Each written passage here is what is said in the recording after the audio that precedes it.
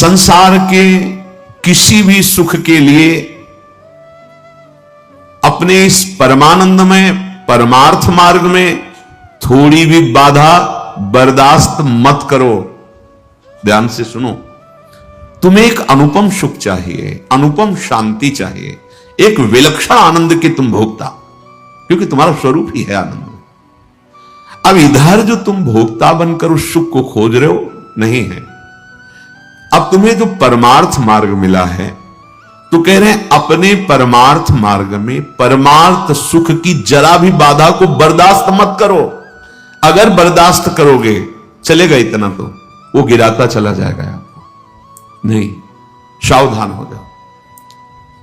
बिना दंड के ये सुधरने वाले नहीं है, प्यार से सुधरने वाले। सुधर जाए बढ़िया, समझ लो।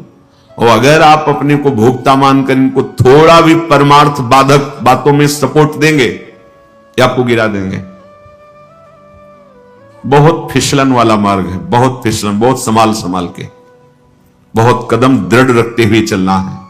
बाधा बर्दाश्त नहीं करनी। अरे जहां त्रिभुवन की राजलक्ष्मी देने पर भी आधे पल के लिए भगवत विस्मरण नहीं होना, उस मार्ग के तुम पथिक हो। तुम घंटों बात कर रहे हो व्यर्थ की बात, हंसी मजाक की बात, या ऐसे खान पान विषय में किसी में भी भगवत विस्मरण, मतलब रंग नहीं आ रहा तुम्हारी साधना में, तुम्हारे मार्ग में। किसी भी हालत में इस मार्ग के पथिक में भजन की शिथिलता नहीं आनी चाहिए, किसी भी हालत में। यह अनुभव की बात करें, कभी कभी मना स्थिति इतनी अशांत स्वाभाविक हो जाती है, कुछ अच्छा नहीं लगता, भजन में भी रुचि नहीं, एक अंधेरा सा, एक घबराहट की स्थिति, जब तक भगवत साक्षात्कार की तरफ आगे नहीं। न विषय की चाह है, न भगवत चाह है, न भजन है, न किसी क्रिया में, एक अशांत स्थिति, हिलना नहीं, डरना नहीं, डरना नहीं। उस स्थिति में भी अगर जितनी बुद्धि काम कर सके, नाम को पकड़े रहो, नाम को पकड़े रहो। वो एक कोहरा आया है, अभी हट जाएगा, घबराने की जरूरत नहीं, भागकर दूसरे विषय की जरूरत नहीं कि आप उस स्थिति से बचने के लिए कोई विषय सेवन करने लगे, कोई व्यसन करने लगे, कोई क्रिया करने लगे। नहीं, कबहू तो थोड़ो भजन, कबहू होत विशाल, मन को धीरज छुटे नहीं और गाहे न दूजी चाल। वो थोड़ी देर के लिए स्थिति हट जाएगी, फिर प्रकाश आ जाएगा। वो स्थिति में बहुत संभलने की जरूरत है। जो अच्छे उपासक हैं वो कभी कभी एकदम ऐसी, कभी कभी एकदम भावात्मक स्थिति ऐसी लगता है अब तो पार हो गए, कोई विकार नहीं, कोई स्फुरणा संसार की नहीं, भजन में तन। ये अभी एक रस स्थिति नहीं आई है, ये गुण के अंतर्गत है। इस सात्विक वृत्ति जागृत हुई है, वो तामसिक वृत्ति, प्रमाद, मूढ़ता, ऐसी स्थिति, अंधकार छा रहा है अंदर में, कोई भी सात्विक स्फुरणा नहीं हो रही, घबराना नहीं।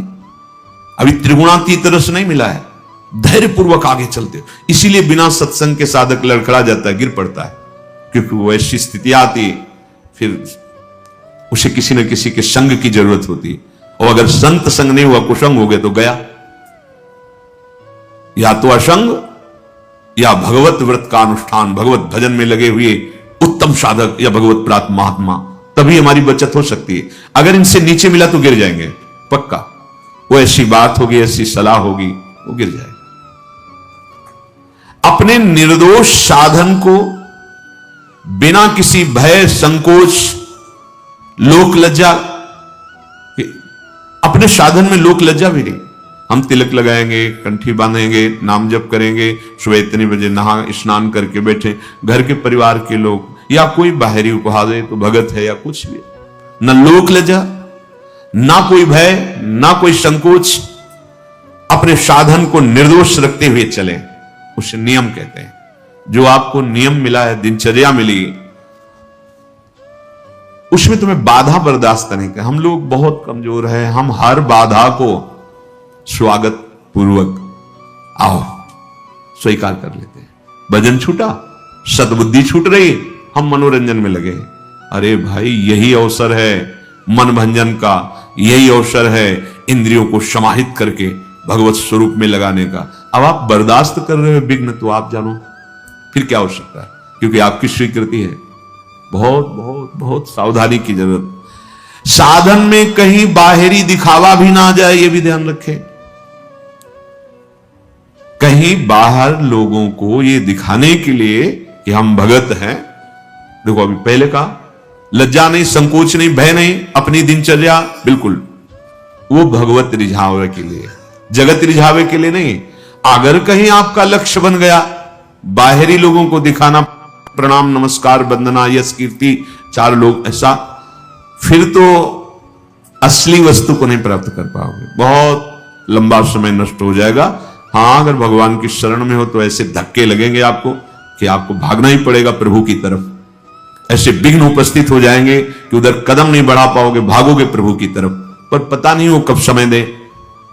होश में अपने साधन का दिखावा अंदर पता चलता है, आप ही अंदर से जांच कर लीजिए। दूसरे को दिखावा, और प्रायः अहंकार देवता ये बहुत पसंद करते हैं। जो अहंकार है वो ये बहुत पसंद, उसकी पसंद चीज है। दंभ पाखंड दिखावा ये उसकी पसंद की चीज है, इसी से वो पुष्ट होता है, बलवान होता है, वो प्रेरित करेगा।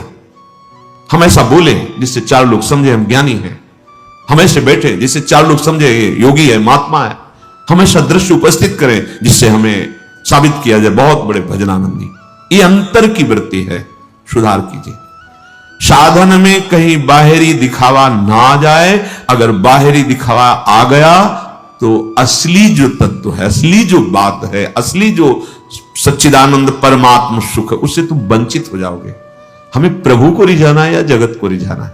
जब आप प्रभु को रिझाने की चेष्टा करेंगे तो सारा जगत आपसे रिझ जाएगा। जा पर कृपा राम की हुई, ता पर कृपा करे सब कोई। प्रभु प्यार करने लगे तो पूरा विश्व प्यार करने लगेगा। अंदर से ये देखते रहो, बिल्कुल शुद्ध परमार्थ की बात है। अंदर से देखो, जब आप अंदर से सच्चे साधन में लगे हो, बाहर से तुम्हें कोई कहे ना पाखंडी, दम्भी, दिखावा, ये वो, तो मुस्कुराहट आएगी। जब अंदर से दम्भ कर रहे हो, फिर तुम्हें कोई दम्भी कहेगा तो तुम गाली दोगे, लड़ जाओगे, निंदा करने लगोगे। ये पहचान है कि दम्भ है तुम्हारे अंदर, उसको बुरा लगा। जैसे कोई निंदा कर रहा है तो आपके कान में पड़ा, तो सबसे पहले बुद्धि का कार्य होता है, वो तुरंत जांच करेगी। अगर सत्य मार्ग में चल रहे हो, ये जो बोला गया कोई लक्षण है अंदर, पूरी जांच कर, नहीं ठीक है, प्रभु की बड़ी कृपा। मुस्कुराया, चल दे, उसको बुरा ही नहीं लगा। जैसे आप गोरे हैं, आपको कहे काला कलूटा, तो आप नाराज हो जाएंगे क्या? क्योंकि आपको पता है आप गोरे हैं, आप नहीं नाराज होंगे। और काला कलूटा है और उससे कहे भी है कि क्या यार गोरे हो तुम, उसको बुरा लगेगा क्योंकि वो नहीं गोरा है। ऐसे ही यदि सच्चाई से तुम भगवत मार्ग में चल रहे हो और तुम्हें कोई कह रहा है कामी है, क्रोधी है, लोभी है, पाखंडी, दम्भी है, तो आपको पता है ना कि गुरु कृपा से इन दोषों का प्रश्न आपके अंदर उत्तेजना नहीं पैदा होगी। और यदि है तो आप ये साबित करने के लिए कि नहीं है, आप लड़ पड़ेंगे। आप, ये अंदर की बात है, सूक्ष्म बात है। आप बहुत सुंदर सुंदर पदार्थ खा के निकले हैं और बाहर कोई कह रहा है ऐठ के चल रहा, भूखों मरता है, हमें पता है, तो आपको क्या होगा? हंसी आएगी। या अभी तो खीर पूरी से पाके आ रहे हैं, ये तो ऐसा बोल रहा है, अच्छा ठीक है। और आप भूखे हो कई दिनों से, ऊपर से ऐसे घी पोंछ के ऐसे चले, और लोग बहुत कहे क्या यार हलवा खा के आया है, तो छाती जलेगी कि नहीं, रोटी भी नहीं मिली तो हलवा की बात करते हो। ठीक ऐसे ही दम्भ और सच्चाई का है। आप सच्चे भगवत मार्ग के पथिक बनेंगे। पूज्य श्रीपाद उड़िया बाबा जी महाराज कहते कि जब अपनी भाषा में जैसे जो हम जानते हो बात करता है तो हमें समझ में आती है, लेकिन विदेशी भाषा में जिसे तुम्हें ज्ञान ना हो, तुम्हें बल भर गाली दे रहा हो, निंदा कर रहा हो, तो तुम क्या करोगे? पता ही नहीं वो भाषा ना, तो ऐसे सुनोगे, कुछ बोल रहा हो, चल दोगे। जब तुम्हारी भाषा में ऐसे तुम्हें गाली दे, निंदा दे और तुम चल दो, तो जान लो कि तुम सच्चाई के मार्ग में चल रहे हो। नहीं तो एकदम जलन पैदा, क्योंकि वो है, जलन पैदा हो जाएगी। साधन में कहीं बाहरी दिखावा ना हो। साधन में बाहरी दिखावा वही सच्चाई का साधन है, वही बाहरी दिखावे का साधन है। प्रियालाल का श्रृंगार कर रहे हैं, अंदर से मेरे प्रियालाल सुख, उनका श्रृंगार उनके सुख के लिए, और दूर से खड़े होकर दर्शन करके आह्लादित हो। अंतर का भाव बदल गया, दिखावा हो गया। अंदर का भाव प्रभु के लिए साधन बन गया, भगवत प्राप्ति का साधन बन गया। अंदर से देखता रहे उपासक, कहीं बाहरी दिखावा तो कोई, बस बहुत सूक्ष्म विषय है। जब लक्ष्य में प्रियालाल है तो हमारा गाना, नाचना, भजन करना, रोना सब सार्थक है। अगर यही बाहरी व्यक्ति के रिझाने के लिए, तो यही दम्भ हो गया, यही पाखंड हो गया, नाटक हो गया। ये अंतर की बात है, इसको बाहर से नहीं पहचाना जा सकता, बाहर से नहीं पहचाना जा सकता। एक बार ठाकुर हरिदास जी जो महाप्रभु चैतन्य देव के परिकर नाम हर समय चलता जा रहे थे, तो एक परिकर था जो लीला अनुकरण और लीला गायन करते हुए बहुत सुंदर संगीत नृत्यवाद, बहुत भीड़ लगी हुई थी। वो गए, विविध प्रकार की, कभी काली देह लीला, कभी गिरिराज ठान, ऐसी लीला पदों में गा करके वो नृत्य करते थे। उनका परिकर होता था, उसमें स्त्रियां भी पुरुष भी, और बड़ा भाव में सुनते ही हुंकार भरी मूर्छित होकर गिर गए। हाँ, अब तो ऊपर दर्ज ले रहे हैं, सब प्रणाम करें, जो देखना कि बहुत उचित। एक और भी खड़े थे, तो अब वो भी वैसे ही, हाँ, तो उसने देखा तो जिससे ढोल बजा रहा था, जो एक दो सूट के भाग पड़े। लोगों ने पूछा आप ऐसे क्यों किए? बोले ये वास्तविक स्वरूप स्थिति में है और ये इनका नाटक कर रहे थे। अगर ये भाव में होते तो हमारे इस ढोल बजाने के एक दो डंडे में इनके होश ही नहीं आते, इनका मतलब ही नहीं होता। शरीर राग से युक्त होकर ये नाटक कर रहे थे, दम्भ नहीं। सच्चाई जो हृदय में है वो छुपती नहीं है, उसमें एक आकर्षण होता है, क्योंकि सब में भगवान बैठे हुए हैं।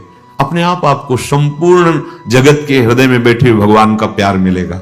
नाटक करने की जरूरत क्या है? आप अंदर देखते रहिए, हृदय में काम, क्रोध, लोभ, हिंसा, वैर, दंभ, दर्प, ये दोष जैसे जैसे आप सच्चाई से चलोगे क्षीण होते चले जाते हैं, नष्ट होते चले जाते हैं सच्चाई से चलने पर बहुत दीर्घ काल तक संयम में रहना, ये कोई महीना दो महीना वाली बातें नहीं है। बहुत संयम से, ये हर स्थिति में अस्वीकृति ही हमारे हृदय में रहे, कभी स्वीकृति ना हो, चाहे जैसी परिस्थिति हो। इसलिए कह रहा हूं कि चली हुई बात है, ये बहुत ऊंचाई तक स्फुरण होते रहते हैं। बस तटस्थ भूमिका रखनी है, ये कुछ बिगाड़ नहीं पाएंगे। फिर एक स्थिति आती है जहां ये भी भगवत स्वरूप हो जाते हैं, इनका मलिन स्वरूप खत्म होकर पावन स्वरूप हो जाता है। अब काम काम नहीं रहता है, क्रोध क्रोध नहीं रहता है, सब भगवत स्वरूप हो जाते हैं। बाहर से तुम्हें कोई अच्छा बतावे, साधक बतावे, संत बतावे, ये तुम्हारा कोई लाभ नहीं है। अंतर से तुम निर्विकार हो रहे हो, ये लाभ है। तुम्हारा साधन उत्तरोत्तर बढ़ता जा रहा है और बाहर से लोग तुम्हारी निंदा कर रहे हैं, तो तुम बड़े भाग्यशाली हो। ये देखो परमार्थ है ये, क्योंकि जो पाप तुम्हें पूर्व के थे शरीर से भोगने पड़ते, वो अपनी जबान से निंदा करके तुम्हारे पापों को ले रहे हैं। तुम्हारा परमार्थ उज्जवल हो रहा है, आप उनको गाली मत दीजिएगा, अंदर से उनका बुरा मत मनाइएगा। संतों ने तो आशीष दिया है कि हमारी निंदा करने वाला सदैव स्वस्थ रहे, इस लोक परलोक में कभी कोई दंड ना मिले, निरोग होकर स्वस्थ होकर वो ऐसा करता रहे। साधो निंदको मित्र हमारा, वो बहुत बड़ा। पर वो वही सच्चाई से चलने वाले को ऐसा लगेगा नहीं, निंदा करने वाले के प्रति रुद्ध दृष्टि हो जाएगी। बड़े भगवान के कृपा पात्र हो तुम, तुम्हारा साधन ठीक चलना चाहिए, फिर निंदा होगी तो तुम्हें कोई कष्ट नहीं होगा। और गलत है तो सच्ची बात कह रहा, सुधार कर लो। और अगर नहीं है तो फिर तुम्हारी परीक्षा हो रही, तुम ऐसे भाव से कि मुझे गुस्सा नहीं करनी, मुझे इसमें दोष दर्शन नहीं करना, मुझे ये क्रॉस करना है, निकलना ही है इससे। ये बंधन है छोटे छोटे, इनको आपको निकलना है। कभी कोई आपका अपमान कर रहा, पास बैठे हैं, बार बार धक्का मार रहे, अगर आपका मन भी जा रहा, शरीर शांत रहे, एक बार कह दे फिर तो आप समझिए कि अब आपके अंदर गुस्सा पैदा करने के लिए भगवान उसके अंदर प्रेरणा कर रहे हैं। शांत होकर नाम जप में एकदम, कितना भी वो करे, अब दोबारा ना उससे कहिए कि हमने आपको कहा, आप क्यों बार बार धक्का मार रहे हैं, फिर वो क्रोध आ जाएगा। बिल्कुल आप सावधान हो जाइए, हमारी परीक्षा हो रही है, इस समय मुझे इससे निकलना है, ना मुझे दुखी होना है, ना इसको दुख देना है। शांत, फिर आप देखना कितना अच्छा लगेगा जब आप वहां से बच के निकल जाए, तो हृदय में एक आनंद आएगा, ये बिल्कुल गुस्सा नहीं आया, बहुत कृपा है। धीरे धीरे हमको एक एक बात में निकलना है। हम लोग निकलने की जगह फंसते जाते हैं एक एक बात में। तो यंत्र है, उसमें तुम्हारा स्वामी बैठ करके जो तुम्हारे को परमार्थ में लगाया, परमार्थ का साधन बताया, परमार्थ में चला रहा है, वही तो उसके अंदर बैठकर तुम्हारी परीक्षा ले रहा है, तुम्हें सहनशीलता सिखा रहा है। इतना भी सहो, ये भी सह जाओ, महात्मा बनाना है। महात्मा ऐसे थोड़ी होता है। जो तितिक्षा का धनी होता है वही महात्मा होता है। उसके पास सहनशीलता, धैर्य रूपी धन बहुत बड़ा होता है। किसी भी स्थिति में विचलित ना होना, साधन में पूर्ण श्रद्धा, विश्वास, सावधानी, संलग्नता और नियम, ये बहुत आवश्यक है। नियमावली न टूटने पावे, बिल्कुल पक्का। आप कुछ वर्षों तक नियम आप पकड़े रहिए, फिर नियम आपको पकड़ लेगा। नियम किसे कहते हैं? शौच, संतोष, तपः, स्वाध्यायेश्वर प्राणिधानानि नियमाः। शौच, संतोष, तप, स्वाध्याय, ईश्वर, प्रणिधान। आपका शरीर पवित्र रहना चाहिए, वस्त्र पवित्र रहने चाहिए। तब हृदय के पहले बाहर की पवित्रता को संभालो, फिर हृदय की पवित्रता की तरफ। जो अभी सत्संग में शुरुआत में कहा कि मन से निरपेक्ष होना, ये परम पवित्र होने वाली बात है। मन से निरपेक्ष तभी जब राधा राधा चल रहा है, नाम चल रहा है, ये आपको बहुत पवित्र कर देगा हृदय। आप जब आप उसमें रागात्मक भाव से मन में लग जाते हैं तो अपवित्र हो जाता है। जैसे स्वर्ण को तपाया जाता है तो मल छोड़ देता है, निर्मल हो जाता है, ऐसे मन में जब जलन होती तो पवित्र हो रहा है। आप समझ नहीं पाते और विचलित हो जाते हैं। वो मन ही की मलिनता नष्ट हो रही है, आप उसे अपने में लेकर के दुखी हो रहे हैं। उसको जलने दीजिए, वो निर्मल हो रहा है। तपने पर जैसे स्वर्ण चमकने लगता है, ऐसे जो ताप सह जाता है मन निर्मल हो जाता है।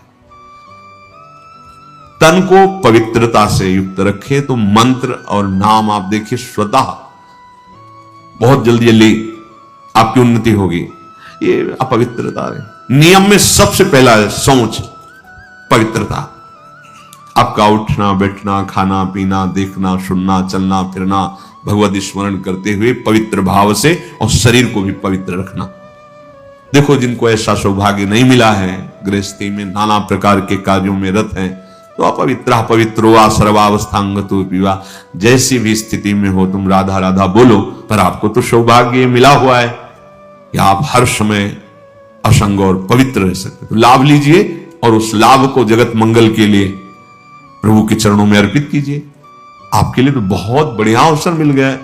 आपका पवित्रता पर ध्यान होना चाहिए, आपका शरीर पवित्र होना चाहिए, आसन पवित्र होना चाहिए।